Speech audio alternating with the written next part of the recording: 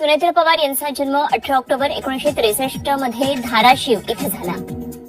माजी मंत्री पद्मसिंह पाटील यांच्या त्या भगिनी आहेत.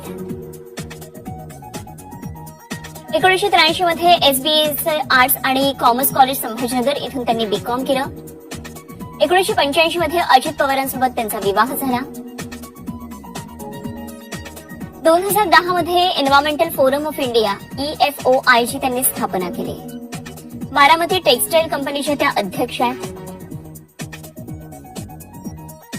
बारामती टेक्सटाईल कंपनीच्या अध्यक्ष पदावर सध्या त्या आहेत आणि त्याचबरोबर सामाजिक, शैक्षणिक आणि पर्यावरणीय कार्यामध्ये त्यांचा सक्रिय सहभाग असतो. समाजकारणासाठी शैक्षणिक क्षेत्रात सुद्धा त्यांचं महत्वाचं योगदान आहे. विद्या प्रतिष्ठान या शैक्षणिक संस्थेच्या त्या विश्वस्त आहेत. तर बारामती हाय टेक्सटाईल पार्कच्या त्या अध्यक्षही आहेत. 2024 ला लोकसभा निवडणूक त्यांनी लढवली.